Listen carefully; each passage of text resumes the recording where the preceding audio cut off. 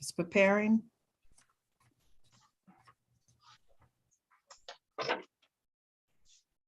Okay, thank you so much. We're now live. Thank you, Edith. And those of you that do not know, Edith is on my team and she's amazing. She's the one that staffs me.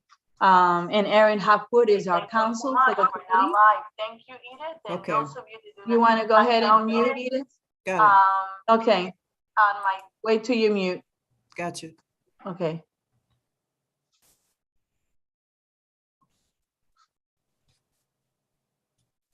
Okay, so welcome to the House Health and Government Operations Committee. My name is Jocelyn Pena-Melnick and I chair the Public Health Minority Health Disparities Subcommittee. It is Valentine's Day, so happy Valentine's on behalf of the committee. And thank you members for being here tonight. I really appreciate you. We have today 5 bills on the agenda, and we have the first one, House Bill 213, the second 245, the third 286, the fourth 297, and the last bill they will do today is 430. So the way it works, and a lot of subcommittees are different. I actually allow people to come, whether you're for it, against it, and we invite the person, we ask questions, and we discuss the bills. And if it's ready to take a vote, we do so.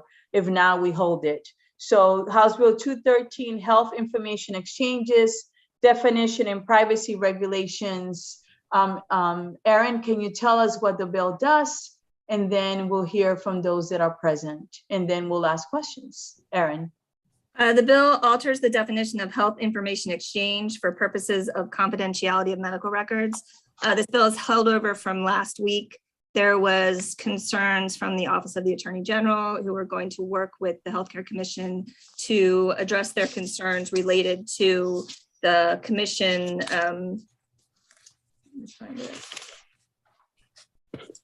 That the bill to be clarified to state that nothing in the bill would prohibit the commission from adopting regulations that were more stringent than federal law. And they're here to discuss the agreements made. And there is a reprint of the bill that reflects their conversations. And Erin sent us all the agenda and the amendments and the reprints. So Pat O'Connor, why don't you get started and tell us what happened after you last met? So we continued working with Tracy, who relayed Ben and David's approval of the amendments that are in the reprint. And through the process, I think we've ended up with what is needed in order to ensure that the commission, when able, within 45 CFR 160.203, that is the federal regulation that sets forth the exemptions under which states may have more stringent provisions relating to the privacy of health information. And as the amendment is worded, we have preserved the state's ability, when able, to have more stringent privacy protections. I trust that is consistent with what MHCC understands. Okay, thank you so much for meeting with them and working it out. Now I'll go to MHCC, Ben Steffen or Mr. Sharp. So what I would say is we are satisfied with the changes. David, do you have any additional technical points you want to raise? Thank you, Ben. I think I concur with Ben. I think we are satisfied with the changes. There is one additional item we clarified. We took the word we took the word and out and made it an or on page 2 of the document you have. And that was important. It was just a technical mistake, if you will, on our part. So we clarified that. So David, in a very simplistic manner, tell the subcommittee now what the bill does with the amendment. Plain English, 1-2 sentences. Sure. So it allows the MHCC to adopt regulations that may be more stringent than the floor that HIPAA provides. Okay. Are there any questions from the committee members regarding the bill, what it says, what David said it does, and the amendments? Will you be so kind and raise your hand, please? Delegate Shaliga. You're muted. I know I do it all the time. All right, ahead. now I'm not muted. No. I'm reading the bill. Let me get to the bill here. I'm reading the reprint, sorry. On page 5, at the top, it strikes out. So it says the regulations adopted under the subsection of this section, and then you're striking out shall, subject to federal laws, blah, blah, blah, blah, blah, be used, may be used, or shall be used for planning activities and public health functions. So that's stricken, but it then says it may not prohibit them from sharing information. I'm thinking this is talking about sharing Medicare information with CMMI, and I don't think they take Medicaid, but sharing things necessary under federal law. But my question is this. Can I ask you just one simple question, Delegate? You said page 5. I only have 4 pages on the bill. Well, it says, oh, page 404, sorry. It's 404, Okay. it's the last page. Yes, It's okay. 5 in my PDF, but it's Okay. 4 on the actual, but I think there's a blank page in there, so. Okay. So, I guess I want to know, is it now saying that this information cannot be used for like the Department of Health to take it and manipulate it or use it or sell it, or, is somebody making money off of this? Is this being monetized in some way? David, are you the best person to answer this? Sure. I'm happy to, and then I, of course, yield to our executive director. So the answer to your question is not being monetized. What it says above in number 2 at the very end, which is on lines 1 through 4, it says may not prohibit, and then it speaks to the Department of Health, the Maryland Healthcare Commission. It uses information for healthcare regulatory and public health functions. And monetizing the data would not be viewed as a public health function. What's a public health function? Surveillance could be used for, give you an example of public health looking at incidents related to disease, something disease specific or condition specific. And so generally speaking, those are broad categories of surveillance. But do we then have an option for patients to not let you do that? We do. Last year, this body passed a requirement. I think it was in House Bill 1022 that required us to work with the state designated HIE to develop a utility, a consent management utility that would allow consumers to opt out of having their information shared. So those protections would actually carry through to the ability to have this information. Okay, so that's still being protected. And one other question, I'm sorry, but I have an email from a constituent that was too late in submitting her written testimony, says she strongly opposes the bill that would allow the sharing of confidential health information with additional third parties. So are we going to let her information be shared with third parties? Well, if not beyond the permissiveness in the bill, meaning that it would be the MHCC, the Healthcare Cost Review Commission, and the Department of Health. I think this individual might be referring to, I don't know for sure, but if we were to give it to an organization that might want to use it in order to develop a product or to figure out who's using the products that they're selling. So the opt-out component that allows consumers to say, no, I don't want my information shared, would prevent that from happening if consumers chose to opt out. do you think we need it to be opt-in? Do you think opt-out is strong enough? So back when HIPAA, the high-tech law was first established, which created the whole scope of health information exchange and those utilities, that was a heatedly debated discussion. And it was decided upon then at the federal level that opt-in models would not be very useful for care delivery purposes. And there were no states, except, I take that back, there may have been 2 that I can recall, that started out as an opt-in state, and then they moved away from it because it was harder to educate people on opting in as opposed to educating people on opting out. Okay. And lastly, I have a note here from the Attorney General, but you're on the call here. So, and it sounds like your concerns have been addressed. Yes.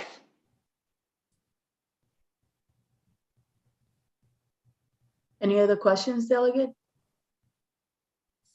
No, I'm, not completely sure that we're protecting private information, but I guess at some point I have to trust that we really are. Yeah, so my understanding, David, is that the bill that we did, House Bill 1022 last year, is the bill that allows a person to opt out, correct? Yes, ma'am. And that is the bill that has those protections. That is correct.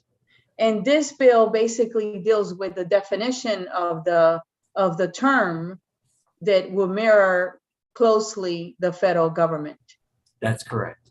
And the Attorney General had a concern because they wanted to make sure that the state could do more than what the federal government can do. And that is what the language does, correct? That is correct.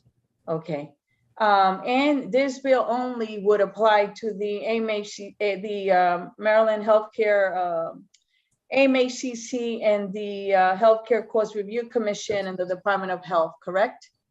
The bill allows information to be shared Between those.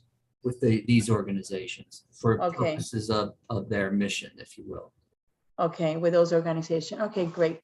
And Delegate Shalega, I appreciate your questions. Anyone else? Does anyone else want to be heard about on this bill? Are there any concerns or questions? Okay, seeing none, may I have a motion on this bill? Move the amendments. Oh, actually, you're right. You're right. Second. Second. I'm so glad you're with it. So Second. on the amendment, it's been moved and second. Are there any concerns on the amendment, on the bill as amended? Seeing none on the bill as amended, is there a motion? Move the bill. Second. Okay, it's been moved and second. Any questions or concern on the bill as amended? It has been moved and second. Seeing none, all those in favor say aye. Aye. Any opposed? Seeing none, it passes unanimous. I want to take a minute to thank the Attorney General and Ben Steffen and Mr. Sharp, everyone involved, and Delegate Kelly for working on the differences. We really appreciate it. Thank you so much. And if I may, I want to thank committee staff as well, and Tracy DeShields. Thank you very much. Thank you very much. I know our team is amazing, right? We couldn't do this work without them. So thank you. Next, we have House Bill 245. And again, committee members, I welcome your questions. If you have concerns, please ask them because it helps me, especially if the bills go to the floor. We have House Bill 245, Program for Preventing HIV Infection for Rape Victims, Altercations, and Repeal of Sunset. Erin, can you tell us what the bill does? The bill repeals the termination date for the pilot program for preventing HIV infection for rape victims and establishes the program as a permanent program. It further repeals the annual limit of $750,000 that may be paid to physicians, qualified healthcare providers, and hospitals from the Criminal Injuries Compensation Board. The Governor's Office of Crime Prevention, Youth and Victim Services is required to file a report by December 1st, 2022, and every 2 years thereafter on the operations and results of the program. Okay. Is there anyone here that wants to be heard on this bill? Will you please be so kind and unmute yourself? Okay, I don't see anyone. Are there, is Delegate Resnick here? Okay, are there any questions on the bill? Anyone have any concerns about the bill? I'd like to move the bill. Okay, so the Second. bill has been moved in second. Any questions or concerns? Seeing none, all those in favor say aye. Aye. Any opposed? Is unanimous. Thank you so much.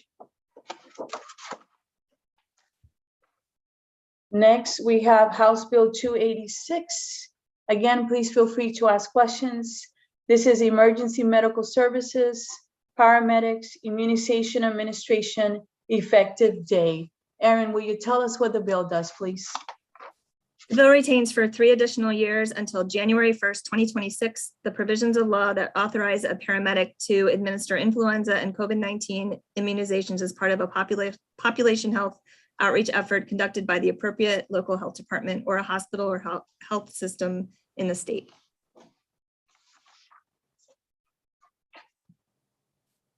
Okay, before we ask questions, is there, Pat, would you like to be heard on this bill?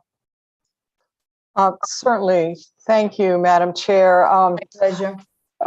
This bill, as Aaron said, extends to January 1st, 2026, the ability of paramedics to assist in public health vaccination efforts.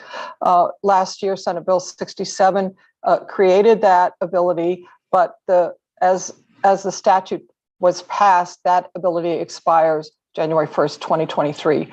Given the uncertain trajectory of COVID, we would like to retain the ability of paramedics to participate in these public health vaccination efforts.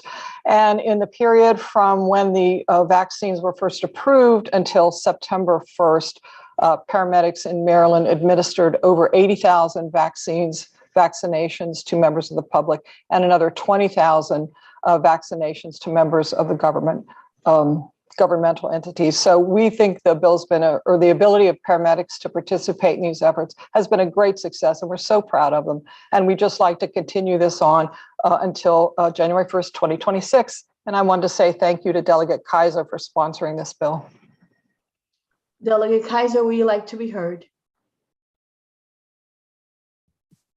Thank you, Madam Chair. I really My don't pleasure. have that much to add. Just reminding people that this has nothing to do with forcing anyone to get the vaccine. It's about allowing paramedics to do this under very structured situations, and they've proven successful in terms of their total number and their touch in 19 of our 24 jurisdictions. And I think we can't just keep extending this, 1 or so years at a time. We have to be prepared. And by all means, paramedics do things far more difficult than give vaccines. So I think they are well capable of doing this, and they've really plugged a hole in not just certain areas of our state, but with certain needy populations that can't go anywhere to get their vaccine. So thank you, Madam Chair. Thank you, Delegate. I appreciate your leadership. Next, we have anyone else wants to be heard on this before I go to questions? Robin Elliott. Delegate Pena-Melnick and members of the committee, I just wanted to say the Maryland Nurses Association is in strong support of this bill. We need our partners to help in this effort, and thank you for considering it. Our pleasure. Now we go to questions. First, I have Delegate Hill, followed by Delegate Chisholm. Delegate Hill. Thank you, Madam Chair. My Aaron, pleasure. this is a technical question. I'm usually pretty good at reading these bills. And I'm reading the part that does the work on the last page where it says that section 2 of this act shall take effect, as opposed to sunset, January, we change it to 2026. And I'm looking on the previous page too, and I'm thinking we're referencing section 2 under G, which is allowing for them. I thought the language ahead of that says may, and that allows them to do what we say. So I'm confused about why it says it takes effect in 2026 as opposed to its sunshine. And I can't explain it to myself, so I can't explain it to the folks who are asking me. Can you help me out? Yes, Aaron?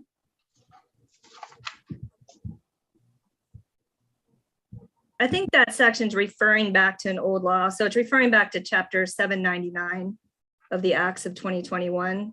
So in that law, section 2 takes effect January 1st, 2026, which probably goes back to the law that once this sunset ends, it probably goes back to the law as it stands. So you think 799 may be a sunset provision that goes in, and we're moving the sunset further into the future, not section 2 that I'm reading on what's printed out here.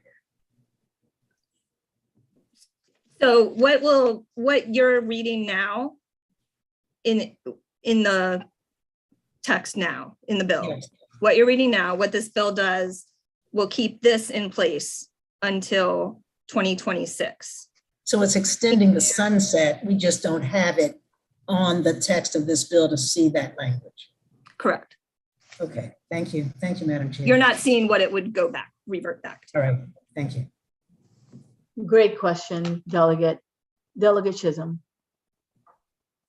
Thank you, Madam Chair. My pleasure. Not sure if I have a question or more of a statement that, our first responders have done a tremendous job and always have, and they fall under EMS, which is Emergency Medical Services. I'm not so sure that, we're at 95% vaccinated in this state right now.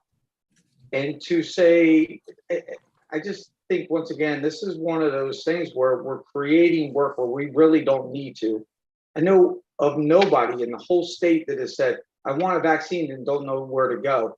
And it's not often that I'm aligned with Delegate Hill, but physicians play a very important role. And so do the nurses, that sometimes you need to be speaking to a professional. And it's not that these EMS and the first responders aren't professional. They are. They do a tremendous job. They do a tremendous job of showing up at a scene when there's an emergency. This is not an emergency, and to continue to just push something out where there's really not a need. I don't know who, maybe somebody can answer this question. Who really wants this? I don't know any first responder says, we really want to be giving out vaccines. Madam Chair, I believe the firefighter and EMS groups have supported this, and the only thing I could direct to Delegate Chisholm is, like you, I don't think the vaccine rate's quite that high, but like you, I'd like to think it's going to be over soon and that there won't be more variants that impact us. But in case there are, it's really just allows us to have this tool in the toolkit, because otherwise it won't be available if we get hit harder next year at this time with something a little bit worse. So it's not about creating extra work for anyone, it's having the option. I appreciate the answer. The 95% comes from the Maryland Department of Health on the Corona Maryland.gov site. That's where I got that number from. Okay, thank you. Thank you, Delegate Chisholm. Delegate Johnson, followed by Delegate Shalega, followed by Delegate Robin Lewis. Thank you, Madam Chairman. My pleasure. And thank you, Delegate, for this bill. This is not just for COVID vaccines. This is also for influenza. And I know, having a pharmacy, we see a lot of folks come into pharmacies for influenza shots and COVID shots, as well as we get plenty of phone calls asking if we could stop at their house. So it's nursing homes, assisted living, seniors that don't drive anymore, folks in low-income areas that don't have a car. So it really does service a certain part of our population that we don't think of every day, but they actually do need those mobile services. I just wanted to add that to the conversation. Thank you, Madam Chairman. Thank you so much. Was it Delegate Shalega and then Robin Lewis? Okay, go ahead. Thank you, Madam Chair. Can somebody tell me how the EMS reports these vaccines into Immunet? Yes, Pat? Yes, EMS reports the vaccines like any other healthcare provider reports the vaccines into, it goes through Maryland Prep Mod and then into Immunet. We operated a clinic at our agency, and it was run by paramedics under the auspices of the Baltimore City Health Department. And there's a computer program, and the information goes right into the patient's file for immunizations. Yeah, I'm a little bit worried about people getting into Immunet. So I'm a little bit uncomfortable with, obviously during COVID, it was all hands on deck. I get that. And I also, as most of you on this call have family and many, many very close friends who are EMTs. So, and they do God's work, definitely. But I, as a member of the Commission on Aging, I'm a little concerned about some older folks getting multiple flu shots, or, they have a paramedic come out, it doesn't get recorded, their family doctor, their PCP doesn't know about it. I'm not quite comfortable with this. And I Googled it, Mr. Google, where can I get a flu shot and a COVID shot? Like, are we really having trouble with people getting flu and COVID shots? And the answer is no.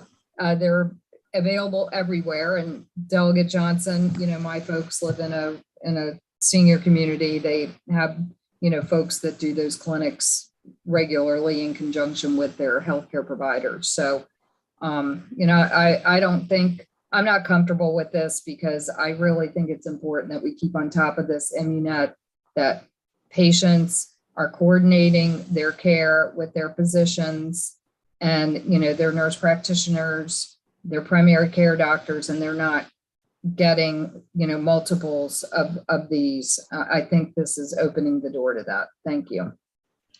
So if I may have a follow-up to that, and I know, Pat, I see you wanting to answer. Can you tell the committee, what does it take to be able to have access to Immunate? The PIN number you have to get, and did you have any problems of that 85,000, 100,000 vaccines you administer? Were there any problems at all? No, there were no problems. And I just want to emphasize that EMS functions under medical direction.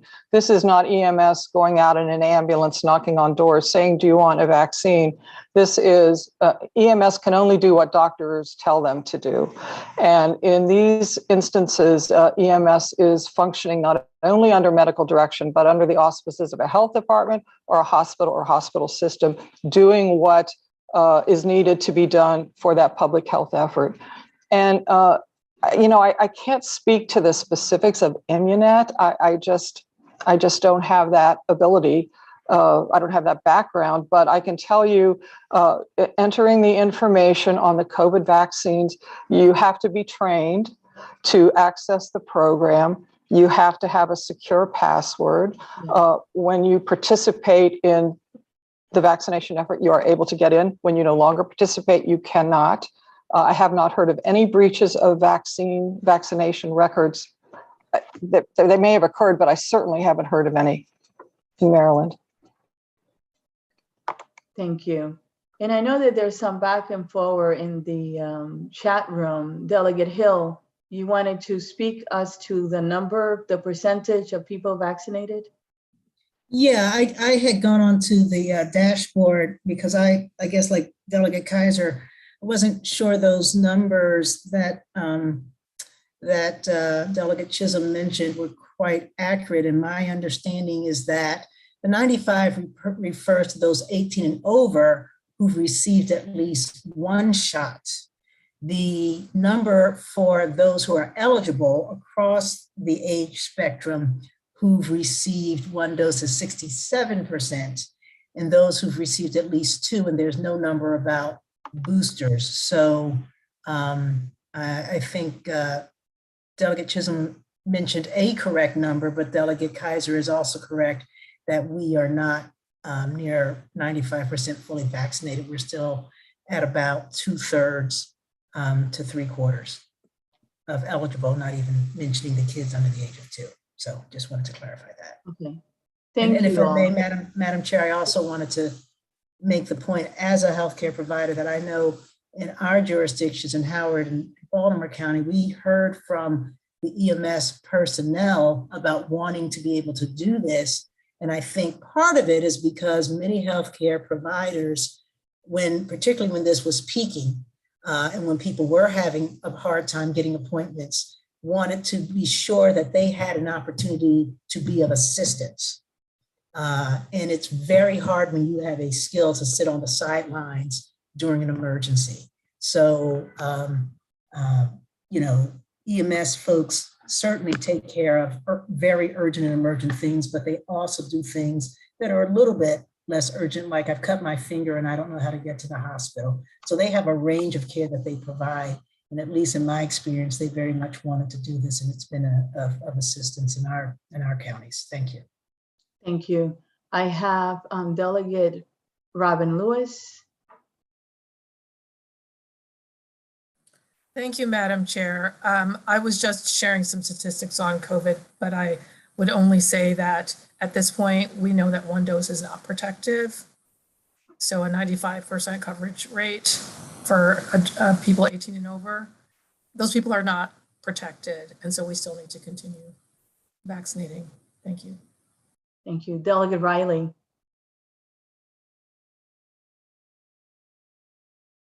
Thank you, Madam Chair. My pleasure.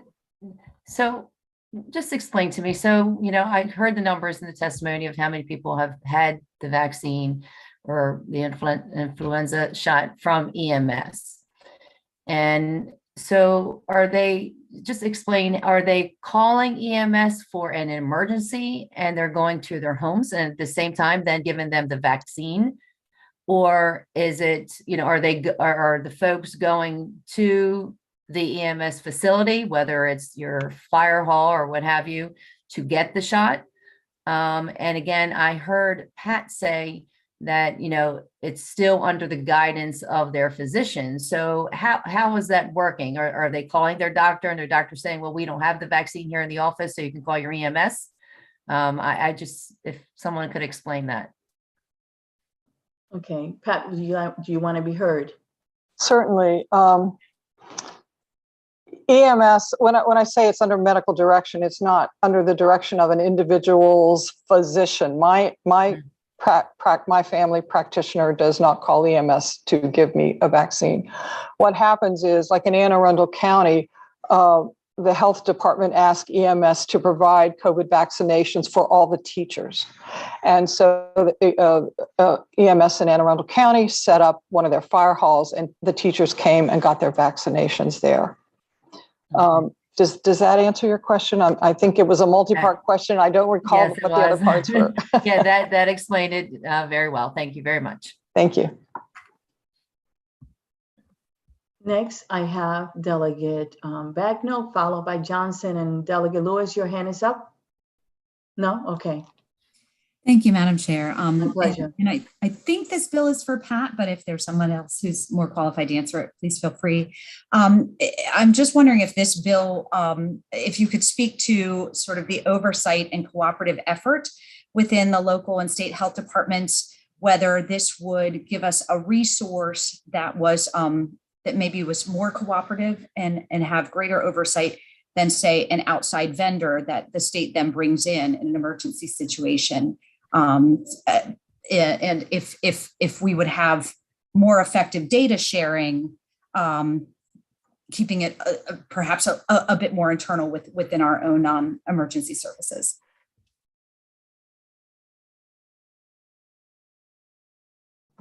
Is that Pat? I guess so. I can't speak to the usefulness of using outside vendors for tasks like this. EMS on a daily basis cooperates with county health department programs. And another program that EMS participates with, just as an example, is the Leave Behind Naloxone program. EMS, the county health department folks, work with the EMS medical director over the county, and they set up programs to meet public health needs. You know, EMS is a force multiplier. EMS is another set of helping hands to help health departments and hospitals meet the needs of the public.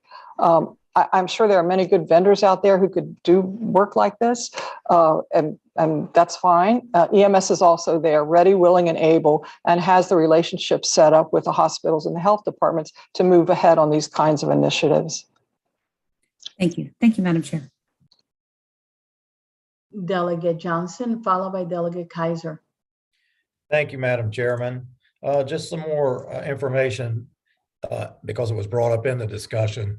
As of October 2019, all vaccinations administered in the state of Maryland are required to be reported to Immunet. And that's regardless of a patient's opt-out status, because they have to be able, if they got a bad batch, to contact these folks that got immunizations to let them know. So just so everybody knows, that is required in the state of Maryland by anybody that administers a vaccine. Delegate Kaiser, thank you for the clarification. Delegate Kaiser. I'm sorry I didn't mention this before. Thank you, Madam Chair. I have a document that I believe Pat gave me that I'd be glad to share with everyone that I reformatted into a 5-page spreadsheet, but it shows all the different locations in which EMSs were involved with this. And one of the columns is about the underserved population. So in a lot of cases, it's the homebound, it's people in nursing homes or other such facilities. In Caroline County, they did it at churches and at schools. At Cecil County, where they did 10,000 of these, it included home visits and facility visits. And so just, it's a lot of reaching out to the underserved populations.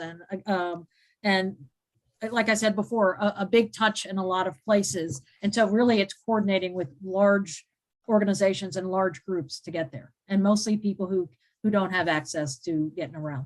Thank you. Thank you. And just for clarification for the committee, Pat, are they volunteering? Some are volunteers, some are career personnel, and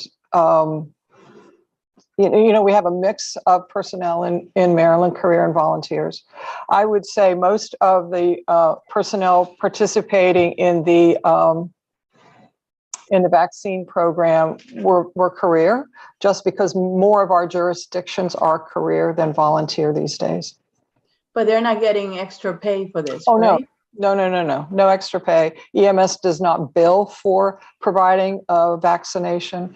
It would be EMS, if it's in their work day to go do the vaccines, they would get paid like they would get paid for their hourly rate like normal, but nothing extra. Thank you. Delegate Riley. Sorry, Madam Chair, for second question here. It's okay. Okay, so after I listened to Delegate Kaiser, so it sounds like most of this is done in an organized fashion. It's not individually, I guess a small percentage go to their homes, but this is an organized event that is controlled by the local health department that has actually organized this particular event at a particular church or location for them to do this for a certain amount of time. Is that my understanding? Yeah. Yes. That's correct. That's correct. Yes. Okay. Yes. So every county has that option under this bill to, if something would spike, then the health department has the ability to, do whatever to organize a particular church to have our local EMS folks to come there and assist with giving these folks shots at that location. That's correct. And they did so in 19 out of the 24 jurisdictions. Okay, thank you. My pleasure. Great questions. Any other questions regarding this bill? Any concerns? Seeing none. Were there any amendments on this bill? No. Aaron? None? Okay. No amendments. Thank you. Is there, excuse me? Move the bill. All right, is there a second? It's been moved and second. Are there any concerns regarding this bill? Any questions? Seeing none, all those in favor say aye. Aye. Any opposed? I have Delegate Chisholm and Delegate Shalega. Thank you so much for your questions. It was a great discussion. I really appreciate it. Pat, thank you for being with us, and thank them on our behalf. We really are very grateful. Thank you. Thank you very much. Thank you. Our pleasure. And thank you, Delegate Kaiser, for your leadership. Next, we have House Bill 297, Facilities, Disabilities, Juveniles, Behavioral Health, and Healthcare Safety Plans. And I believe that is Delegate Rosenberg, but I will have our counsel, Erin Hopwood, tell us what it does first. And then I will go to Delegate Rosenberg, and then questions from the committee. Erin. This bill was held over from last week.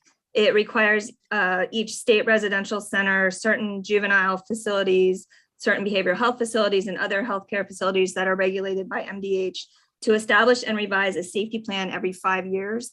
There are amendments that were distributed to you that would clarify that the safety plan be revised not less than every 5 years. And it would also authorize these facilities to satisfy the requirements by implementing a safety or emergency plan that was established for another purpose. Last week, Delegate Rosenberg's amendments included sex offender registries. That has been stricken from the amendments. Also, if you look on page 3, the behavioral health programs that are subject to this bill would have to include in their safety plan a statement certifying compliance with certain national fire protection standards. And that's on page 3, line 10. Thank you. Delegate Rosenberg, would you like to be heard? Yeah, thank you, Madam Chair. My pleasure. Council Hopwood has precisely described what the amended bill would do in response to concerns that were raised at last week's meeting of the subcommittee. I took out the language dealing with sex offender facilities. So what the bill does is extend the law, the core of the law that we passed last year, requiring such a plan, a safety plan for behavioral health administration facilities to juvenile justice facilities and developmental disabilities administration facilities, with the particular provisions that Council Hopwood mentioned in terms of at least once revised within every 5 years in accordance with other plans they must submit in accordance with a national standard. So that's what the revised amendments would do. Great. I'm opening it up now for questions from the committee. Are there any questions for Delegate Rosenberg regarding this bill, House Bill 297? Delegate Shalega. So thank you for taking that other part of that out. It obviously was not the right venue to add that sex offender language. I'm reading the bill. I thank you for sending around this reprint. So there is a community, I remember from last year when we talked about this bill, there was a community relations or community safety plan that was part of what we did. Is it in here and I'm just not seeing it?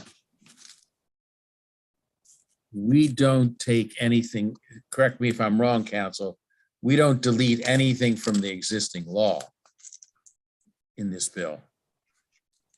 So whatever was required. Nothing's removed. Yeah. So are we then also implement a safety plan of individuals served by the private group home, or implement a safety or emergency plan for the private group home? But is there anything in here on community plan that requires the homes to work with the community notification of what's going on and some kind of safety plan should there be a problem at the facility for the, for the community? Well, I think avoid problems with the federal fair housing law, the bill last year and now is limited to the safety plan. Of course, the community would have the ability to assert that the plan take the initiative without specific provisions in the law, and take issue with the safety plan, or to seek to have a copy, which they would be able to get, of the safety plan from the relevant department. I do think, Delegate Rosenberg, that's what we did last time. And again, I'm reading it and I'm not seeing the community portion of it that we put in the bill last year, where we had them share the plan with the community. Obviously, we're not saying that the community approves of it, because that could run afoul of the Fair Housing Code. But as far as community notification and sharing the safety plan. Well, I do see now on page 4 of the Line reprint. 17. Well, line 20 down through 21. It says, before the department approves the operation of a facility under this title, including by granting a license to the facility, the department shall require the facility to establish and implement a safety plan for the safety of the individual served by the facility and a community relations plan if the facility is accredited by an accreditation organization as defined in section 192301 of this title, and required by the accreditation organization to establish, implement a community relations plan. Do we need to duplicate that language and put it in, the other portions with the juvenile facilities, Aaron, or? I think that if I may, I think that it applies because we're not changing the law. Am I right, Aaron? Well, the bill touches each of the different facilities in their various sections of the code. So some of the sections of the code, as Delegate Schlega was saying, already have community relations plans, some don't. What Delegate Rosenberg's bill did was just add safety plans. But not all of the facilities are analogous in terms of whether they have community relations plans or not. So what you were reading from was the section of law related to healthcare facilities that are under MDH.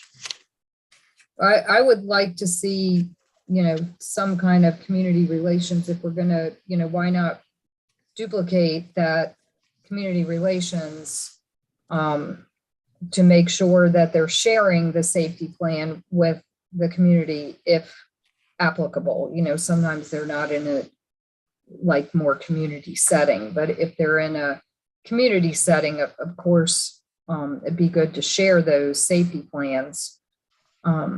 So I don't know how Delegate Rosenberg, the sponsor of the bill, feels about just duplicating that language into the juvenile programs as well, but would certainly make sense to me. I hesitate only because, and I need to share this with the committee, there is a letter from the Attorney General's office about the bill. Now, I don't know if Council, do you have that already, or? I can distribute the letter from the Attorney General. I don't have Yes. the Attorney General. Can you tell us what the letter says? Are you free to discuss it? Well, I don't want to get it wrong. I would prefer that we distribute the letter, hold the bill and distribute the letter.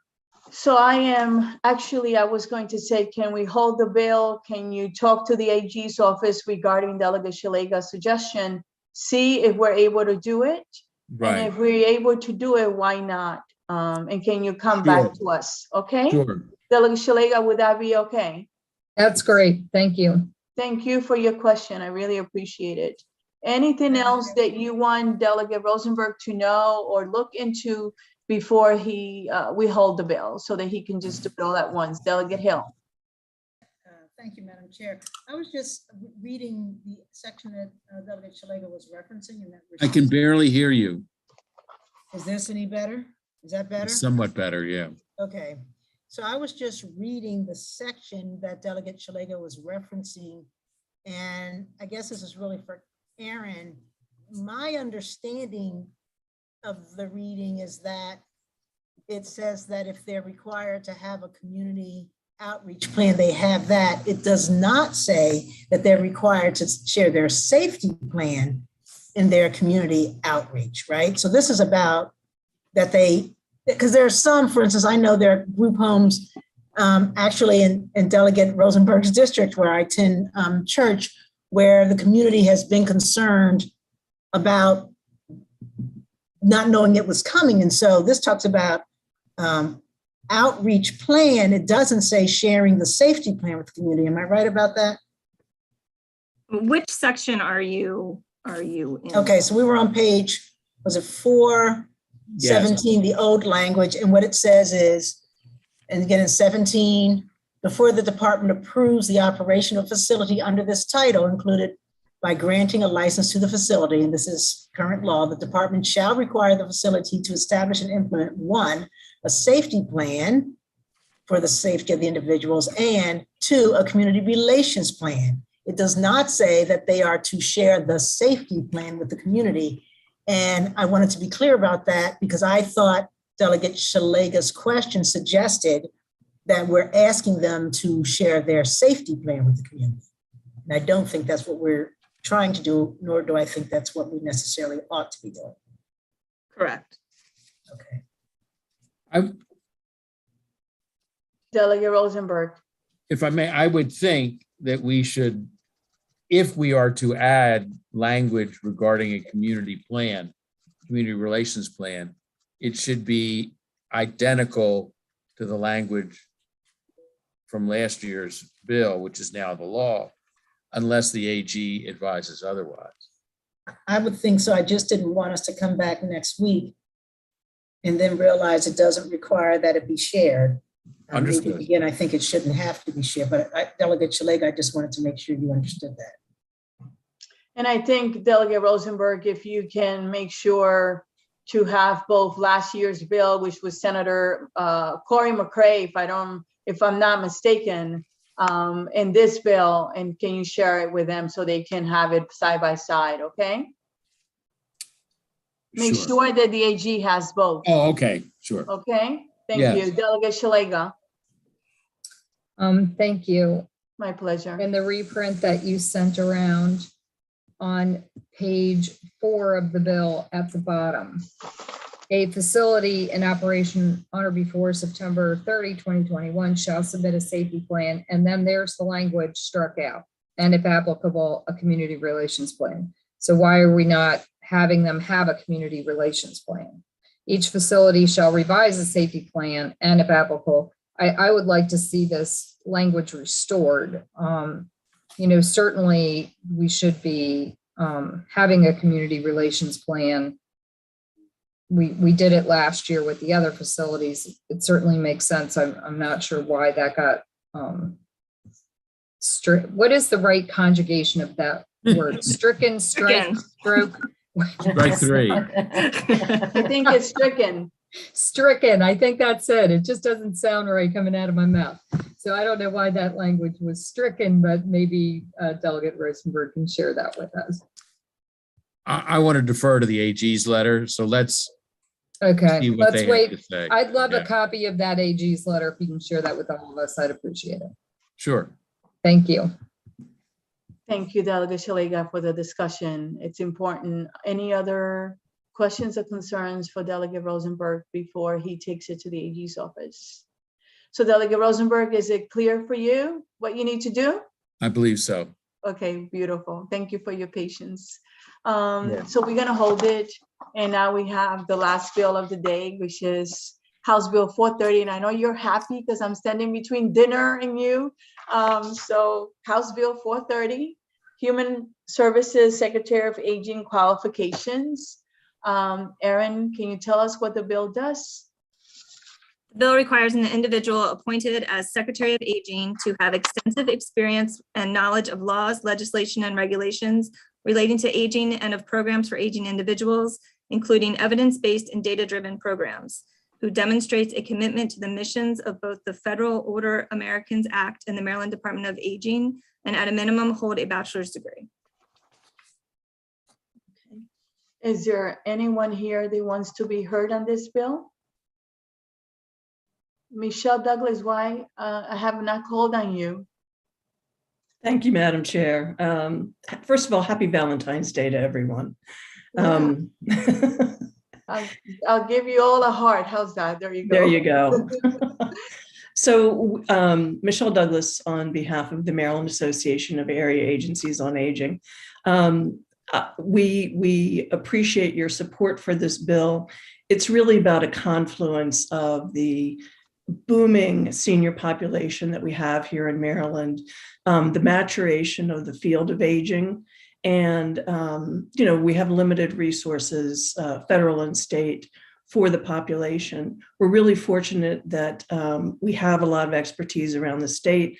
And so the bill is really just modeled largely on what's already required in law for the Secretary of Disabilities.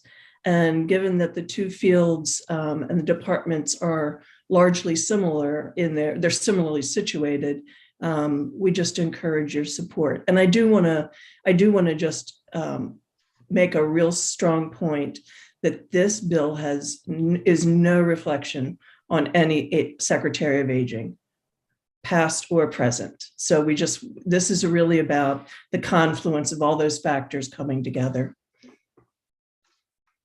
Thank you. Thank you. Delegate Kerr. Good evening, everyone. Thank you, Madam Chair. My pleasure. I'm just here to support my bill and answer any questions that the committee may have. So I have questions from Delegate Shalega, followed by Delegate Hill. Go ahead, Delegate. I'm wondering if it's a hill to die on where it says bachelor's degree.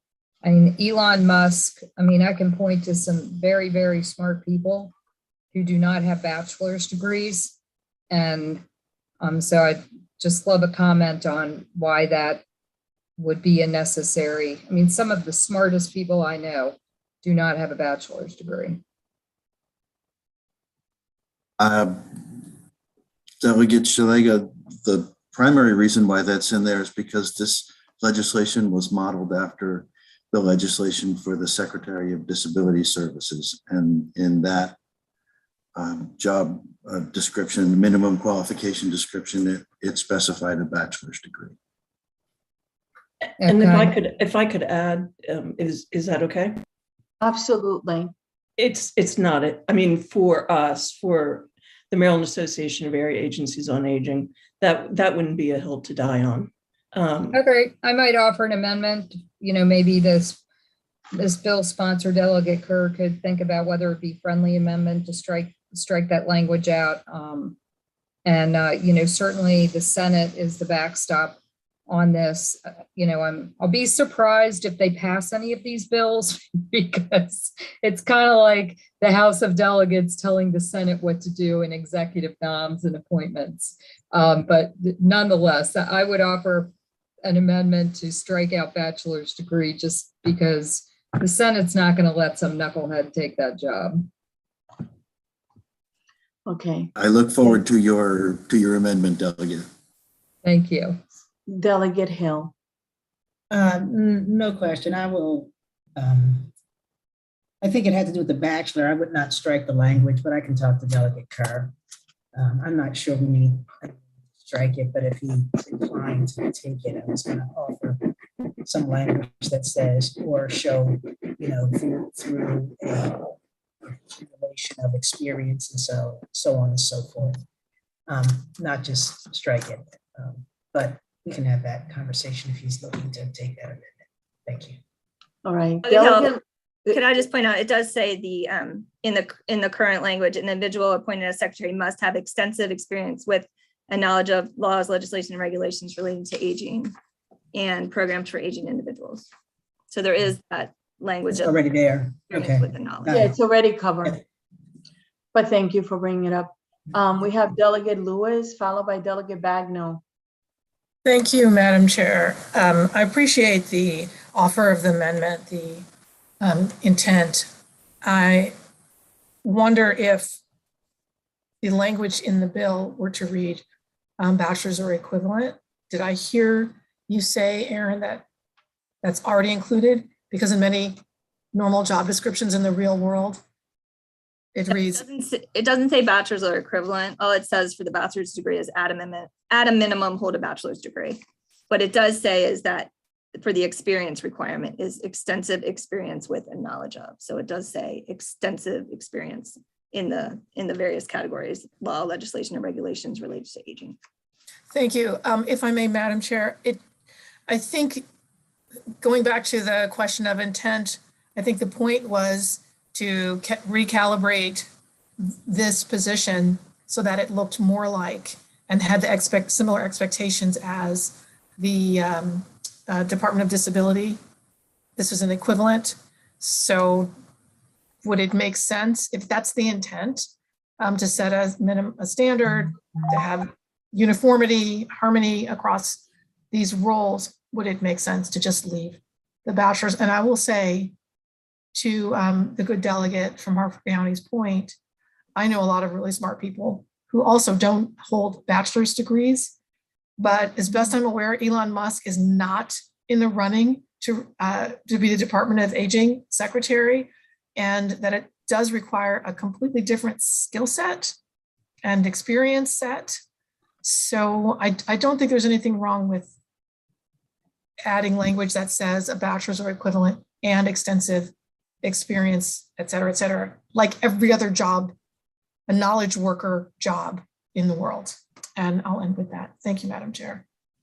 My pleasure. Delegate Bagnall, followed by Delegate Chisholm. Thank you, Madam Chair. And I think this question is actually to the bill sponsor, to Delegate Shillega's point. I understand, that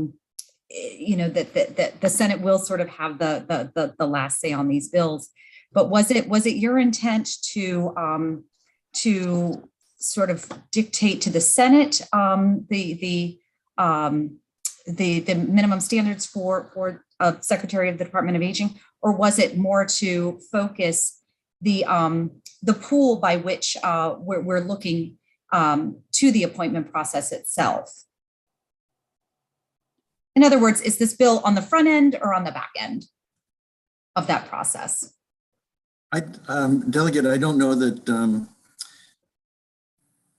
I guess I don't know quite how to answer your question, because the intent was to model it after legislation that had already passed and been accepted, and use that as the model for this one, since it seemed as if that language was acceptable, to set a minimum standard for a cabinet position that has such far-reaching importance. So it's aligning it with other standards within other administrations. Essentially, it's that and nothing more than that. Thank you, Madam Chair. My pleasure. Delegate Chisholm. Thank you, Madam Chair. Just a point of clarification, because Yes.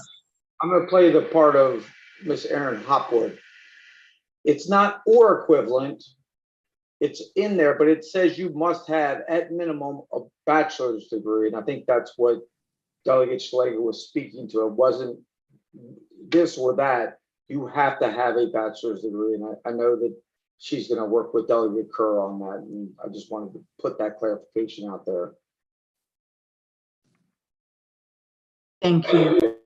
So, and any other questions before? And thank you, Delegate, for that clarification. I appreciate it.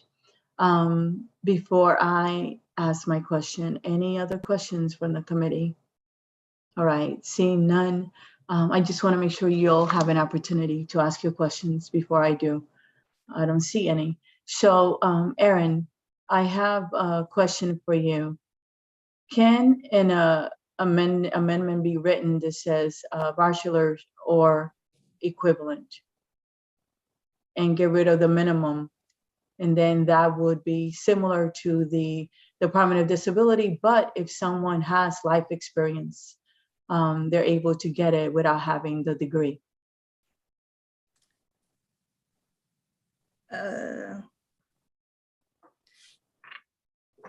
So if you said or an equivalent, that would go, I feel like that would go back to the degree. You could say, get rid of at minimum, say hold a bachelor's degree, or provide evidence of experience, something like that to, I can't think of it right off the bat. That's kind of what I was going with, and when you pointed out, it's kind of already in there, right? Yeah, but what Or Delegate show Chisholm is evidence of- saying, Yeah, the way it's written now is you have to have a You have to have it.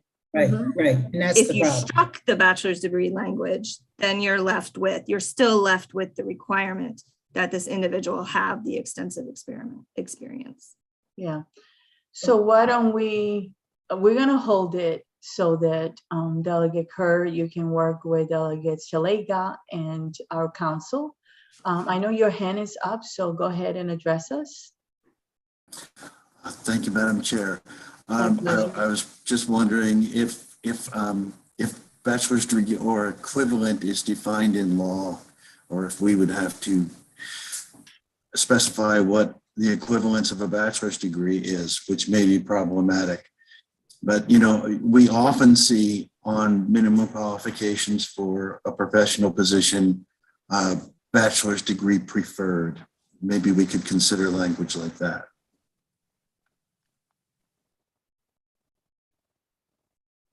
So what I'm going to do, why don't we hold it? And that doesn't mean we're not committed, Delegate Kerr, to continue the work. But I think that it would be great if you, Delegate Shalega, and our council can communicate via email. You can send them some language and they can come back and tell you yes or no and give you some input. And then we will put it on the committee next time we meet again, okay? It's still early enough, but I want to give our Delegate Shalega an opportunity to work on it with you, okay? Are there any questions? So we're going to hold House Bill 430, and that will conclude the work for today. We're going to meet next week on 6 o'clock. I'm very grateful. Thank you, everyone, for showing up. I really appreciate it. I will try my best to get you out within an hour. It's 7:08, pretty close. And if you have any suggestions how to make the committee better or any input, please let me know, okay? And Edith, thank you so much for staying late. And Aaron, you guys have a blessed evening. Delegate Hill, do you have a question? Yes, Madam Chair, I just wanted to know, I know for a while we were looking at earlier, and I just need to adjust, is this likely to be, until things get busier, our time, 6 o'clock going forward? Not Yes, yes, we're gonna meet at 6 o'clock on Mondays, give you the whole day to do Okay. your job and whatever. Great. There was All a right. little angel who suggested it, and I thank her for it. I think it works out great. All right, thank you all. My Thank you. pleasure. Delegate Johnson. Thank you, Madam Chairman. I'd just like to wish everybody a happy Valentine's Day. It's good spending some of my Valentine's Day with you. Put your hearts up. Have a blessed evening. Bye-bye. Thank you.